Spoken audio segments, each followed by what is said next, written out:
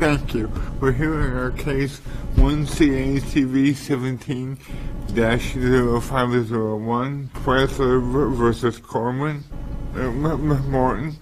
Each side will have 20 minutes for their argument. Appellant, you may be reserving and pushing of that for rebuttal, but you'll have to keep track of that yourself with a clock at the podium for that purpose. We are recording this argument, so you'll be able to see yourself on YouTube in a couple of days. Because we're recording it, please identify your client and yourself when you begin your argument. We have conferenced the case, we've read the briefs and the records, so we're familiar with the issues. So when you begin an argument, start with what you want us to know. Counsel, you may begin.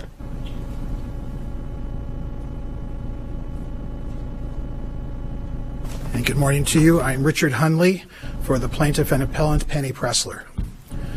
So in this case, Ms. Preszler is appealing from the judgment issued July of last year, July of 2017.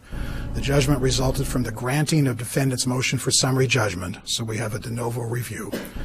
The motion for summary judgment was based solely on one issue, the application of the statute of limitations. It's a medical malpractice case, specifically a dental malpractice case. So we have a 2-year statute of limitations from ARS section 12542. So here the dental surgery that took place, which had the bad result, was on February 29, 2012. The complaint was filed December 8, 2015. So that's obviously more than 2 years. So the issue that the trial court faced was the application of Arizona's discovery rule. The plaintiff testified in her deposition and in the affidavit she submitted with the motion for summary judgment that she knew that she had experienced numbness after this February 29th proceeding, but she didn't know that she had sustained a permanent damage until 2014. In August of 2014, she testified that she received a recommendation from the defendant's office that she better see a nerve specialist. She found one, a Dr. Reed Day, saw him on September 9, 2014, and he told her that she had sustained a nerve injury as a result of the February 2012 proceeding. So, would the date upon which she knew she was injured in this context be when her doctor told her, I think you needed, to see someone else, or when the new doctor examined her and gave his opinion? Sure. Those two dates are just 3 weeks apart. Okay. But I would say it would be the September 9th, 2014 date, when the new doctor said you suffered a nerve injury as a result of this prior surgery and a result of negligence, and that's the key here. Specifically, the negligence was a dental implant was placed in a nerve canal. So that killed the nerve, that caused the numbness. The trial court, Judge Hanna, held that the Arizona discovery rule did not apply, and he made comments on this in a couple points in the transcript that we've provided. He said it did not apply because the plaintiff knew of the injury right after the surgery in February 2012. She just didn't know of its degree, of its seriousness. And he says questions as to the seriousness does not invoke the discovery rule. And specifically the seriousness, he says, was she thought it would be temporary numbness when in fact it turned out to be permanent. I think Judge Hanna is wrong. I think he's wrong because of the Arizona Supreme Court decision in Walk v. Ring, which is a large, discussed by both sides quite a bit in the briefs. Walk v. Ring held that to trigger the statute of limitations, something more was required than mere knowledge he or she has suffered an adverse result from treatment. So here, Ms. Preszler, right after February 29, 2012, knew she had an adverse result. She had numbness. But she thought it was a foreseeable consequence of the surgery. She thought it was going to be temporary. She did not know that something more that it was going to be permanent and resulted from negligence until September 2014 when Dr. Day told her those facts.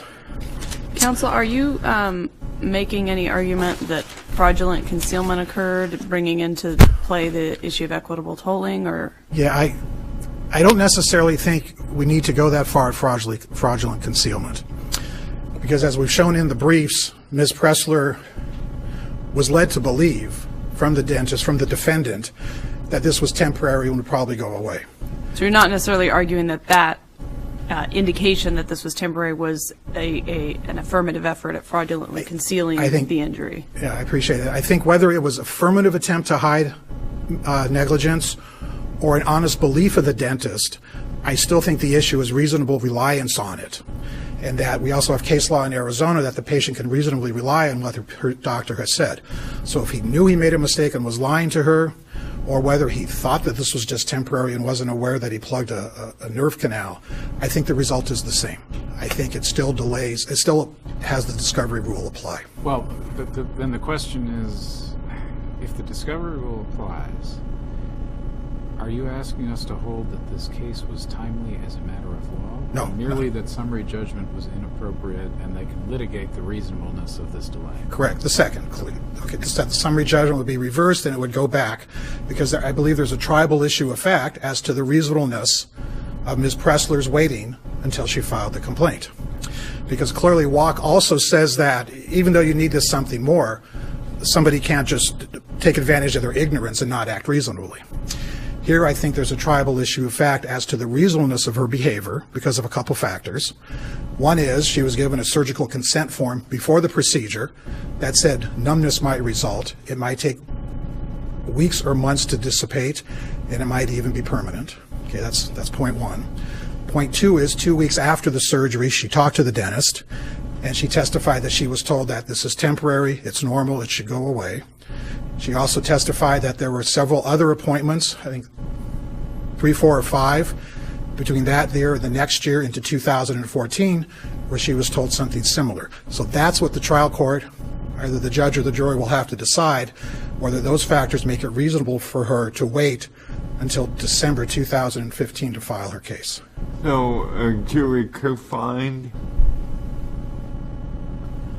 that once she got an adverse result, she should have sued?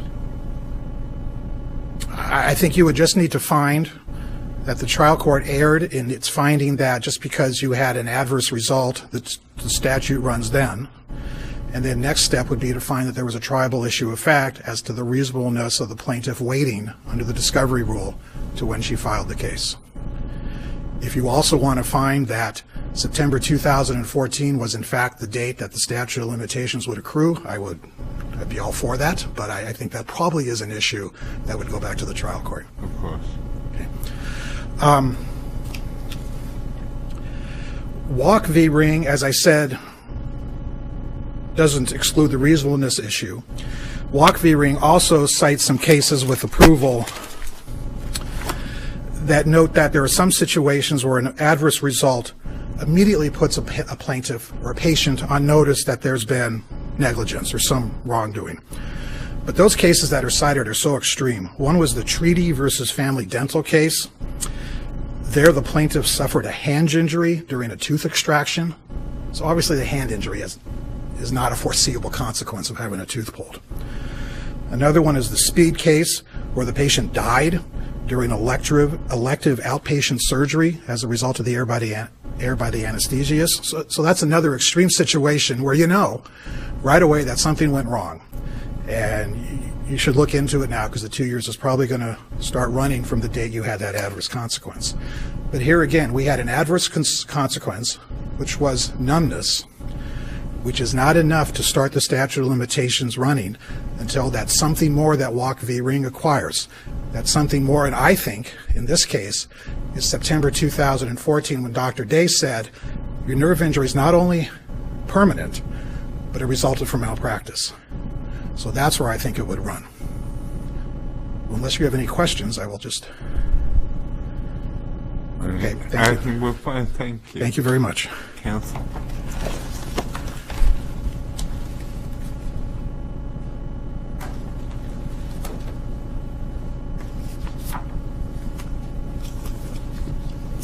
May it please the court.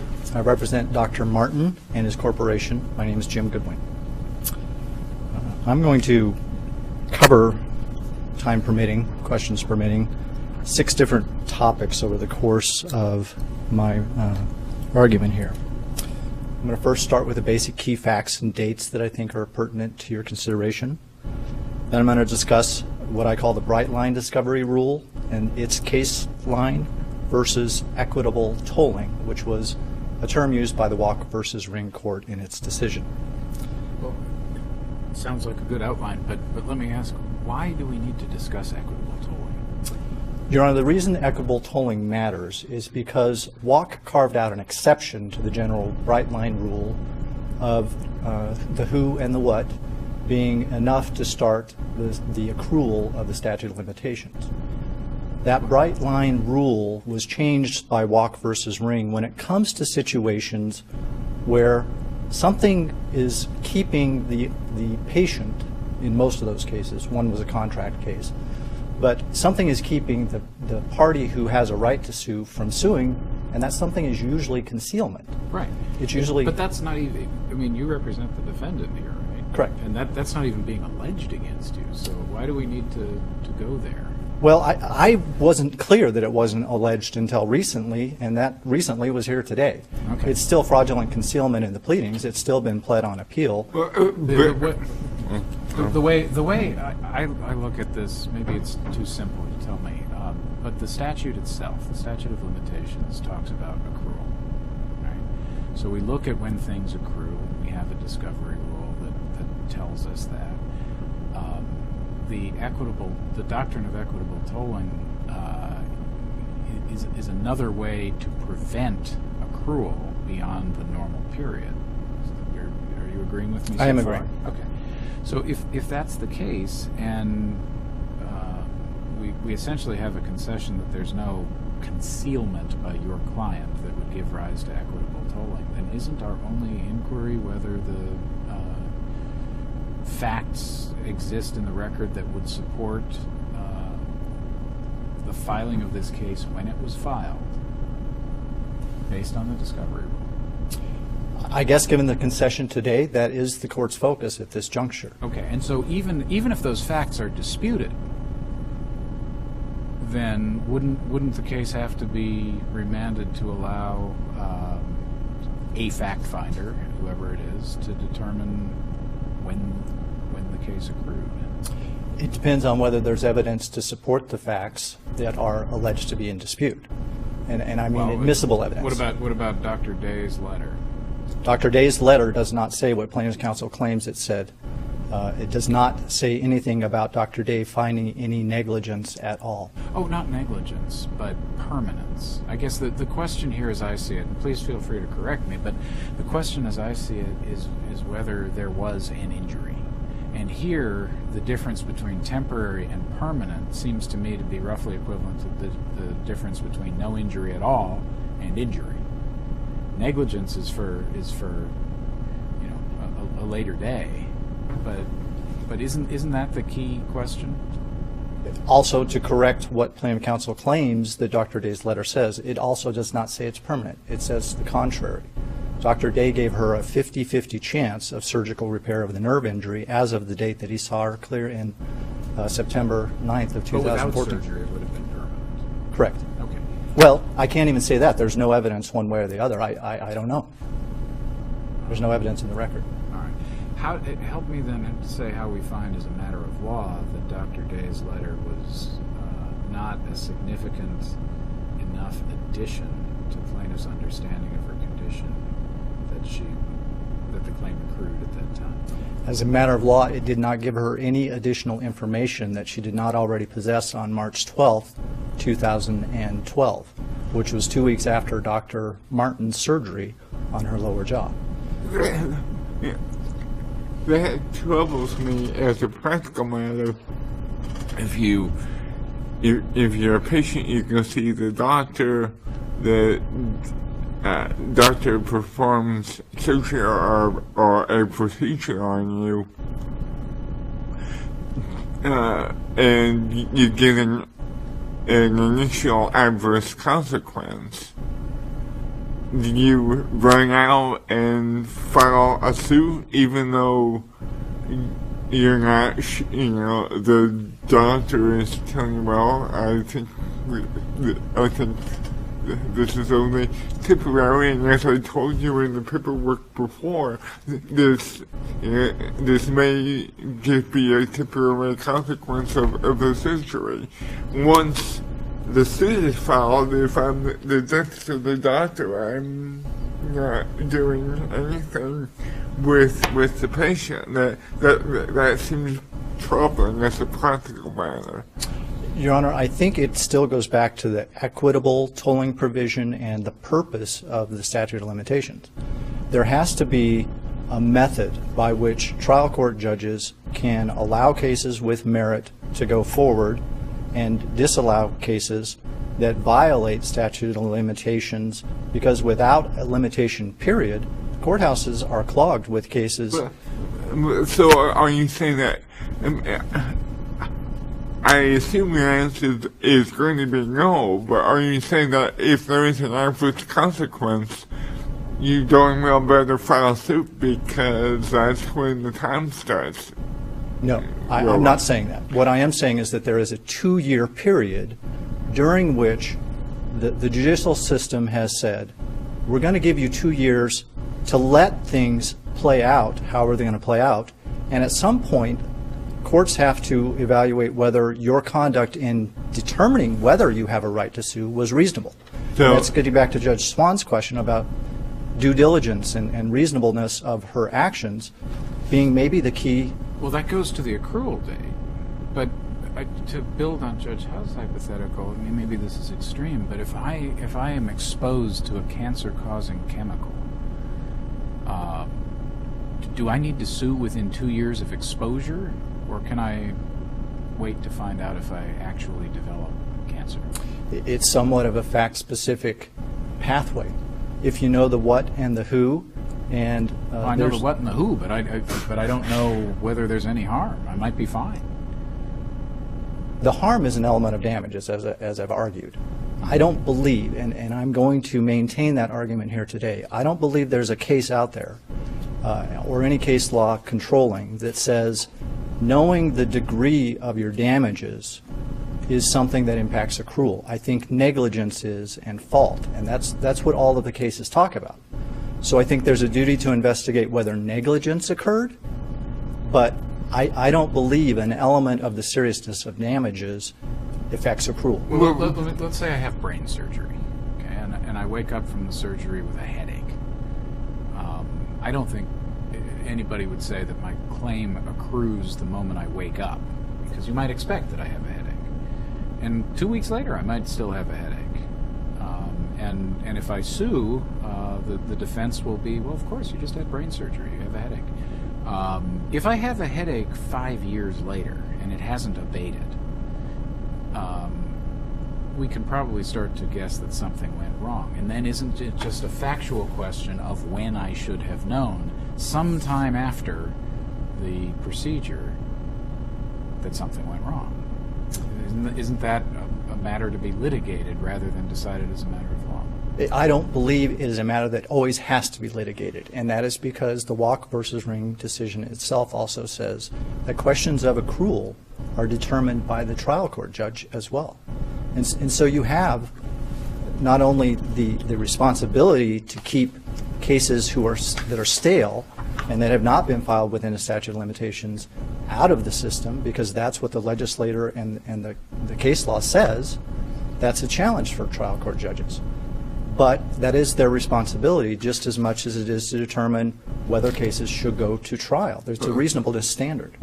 Counsel, you're posing this as the trial court did as a dispute about the severity of the injury, but as Judge Swan pointed out in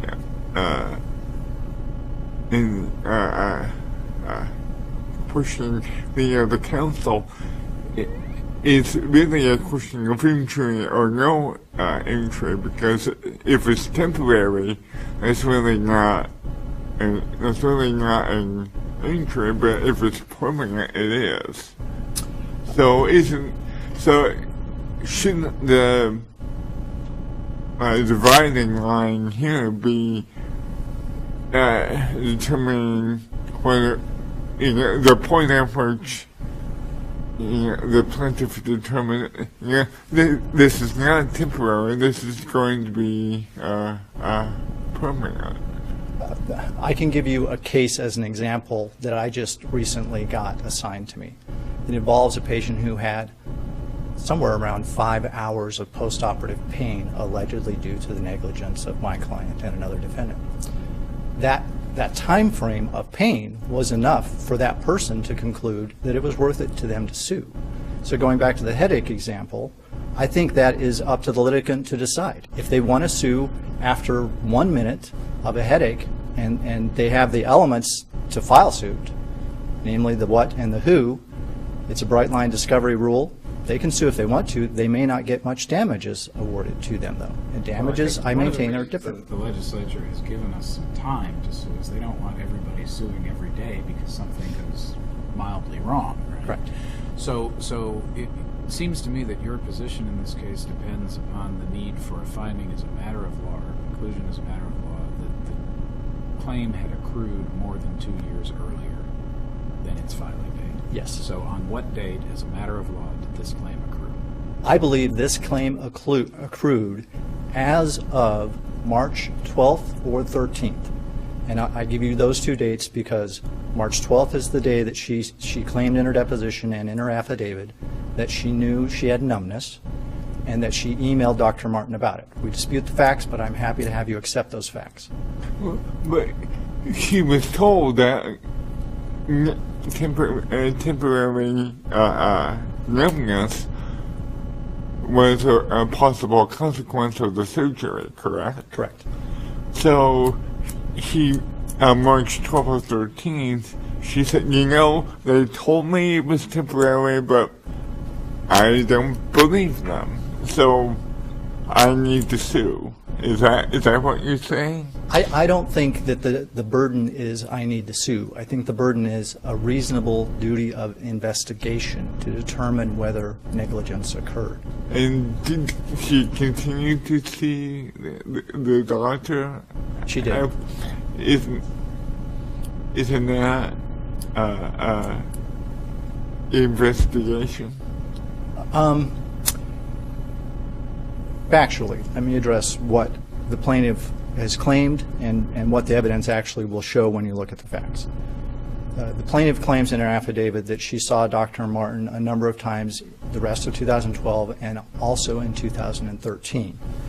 And when you read from the affidavit, what she really says is that on March 13th, I was seen at Dr. Martin's office, at which time I again raised this issue, and Dr. Martin told me that what I was experiencing was normal and temporary in nature. So that's March 12th or 13th. That's when I think accrual occurred. So when your client says this is normal and temporary, we should tell litigants that means you better get going? Call a lawyer? That means that you have enough knowledge to determine whether or not you want to investigate negligence. And you have to also... I'm sorry to interrupt, but if the doctor's statement that this is normal and temporary is enough to trigger inquiry notice, what's the point of writing the email at all? Your Honor, it doesn't. I mean, if the doctor said, "Oh my God, you're right. There's a big problem here. I'm so sorry," that would be an event of accrual. And if the doctor says, "Absolutely not. Don't worry about it. This is totally normal," that's an event of accrual. So the entire communication seems irrelevant under that theory. It's not irrelevant, I submit to you, under the facts of this case, which are a little unique in that she had the same surgery in her upper jaw, had the implants placed roughly 3 months prior, and had no numbness following it. So even being told it's normal and temporary, you have to evaluate her reasonableness of investigation based upon what she already knew, which was that's different than what happened to me before. So Does lend itself to a factual determination by the trier of fact? I mean, how is this a matter of law determination then if we're getting into that level of detail of facts? I submit to you that the facts are not that detailed, and not that in dispute, and they don't really say what the plaintiff counsel's Well, you're claiming, asking us to look into, so she had this surgery on different parts of her mouth at 2 different times, and at one point she had a side effect, and at another point she did not. So she was supposed to presume with, I don't know, her medical knowledge that the side effect was reasonable at one point or not reasonable or should have happened before. If it didn't happen before, that means there is medical malpractice negligence? No, that's not what I'm saying. I am saying that it was correct for Judge Hanna to determine that within the 2 years following March 12th or March 13th of 2012, a reasonable person would have started an investigation at some point. I don't know when that point is. It's not a specific point. But at some point within the statute of limitations. Her inquiries to her own doctor were not a sufficient investigation. She should have incurred the expense of going to different doctors, or what is the investigation that you're suggesting should have been done contrary to the information she was receiving from her doctor? The inquiry properly started with her own doctor, but it did not continue with her doctor as the plaintiff's briefing claims. So kind of picking back up on where I was going with what happened later on.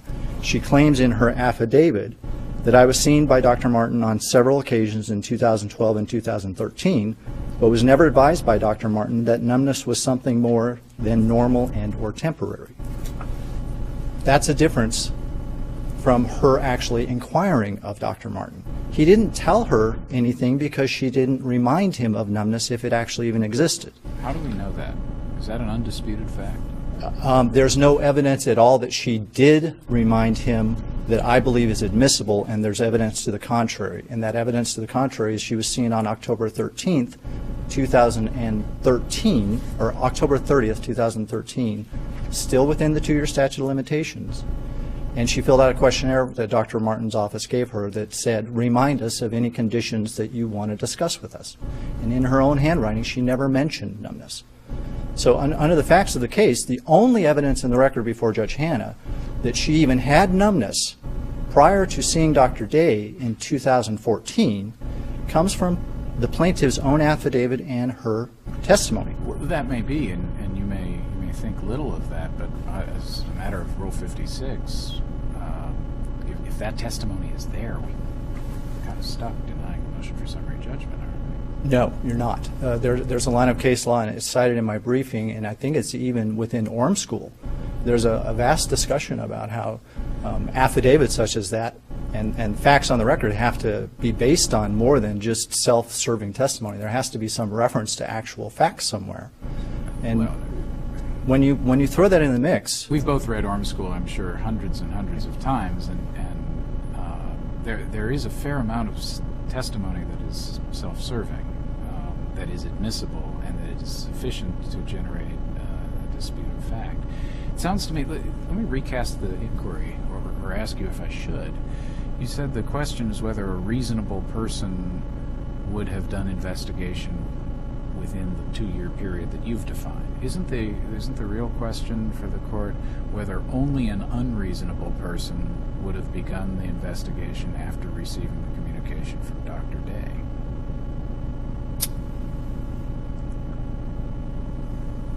I don't know the answer to that, Your Honor, because, as I said, she didn't have any additional information from Dr. Day that she didn't already have back in March of 2012. And yet she still waited an additional 15 months after Dr. Day's visit to file her complaint. Well, I mean, if the date of accrual is the date of Dr. Day's visit, right, just assume that, then she's entitled to wait 2 years for completely unreasonable reasons if she wants under the statute, as I read it. 2 years from the date of accrual. You don't have to be terribly diligent during the running of the period as long as you make the deadline. Well, I guess then the question is when accrual occurred. And I think Judge Hanna got it right. And I think he was entitled to make the decision that he made based upon the evidence in front of him or the lack thereof, findings about the damages element not being an issue that goes to accrual. I think he is correct about that. And I think when this court looks at the line of cases and looks at Walk versus Ring closely, you will see that there is still the bright line discovery rule of the what and the who. Walk didn't get rid of it. Walk reaffirmed it. Walk said Walk is a different kind of case. And None of those cases talk about damages. They all talk about negligence, and even Dr. Day did not give her the evidence of negligence. There's no evidence in this record before this court of anyone ever telling Ms. Preszler that Dr. Day was negligent or at fault. The only evidence is he may have told her it was temporary, but it was. She didn't remind him later on. So for all those reasons, I ask that you affirm the trial court's order. Thank you. Thank you, counsel. Rebuttal? Thank you again. I don't have much to add, except I was keeping track, and I think defendant's counsel mentioned reasonableness about 6 or 7 times. I lost track. That just gets back to what we have here. This is not a post-trial appeal. This was a motion for summary judgment, and the reasonableness of Ms. Preszler's behavior is a tribal issue of fact. Was it reasonable for her to wait when she did? Was it reasonable for her to rely on what her doctor said? Was it reasonable for her to rely on the surgical consent form? I don't think you can decide that on a motion for summary judgment, and certainly not under these facts.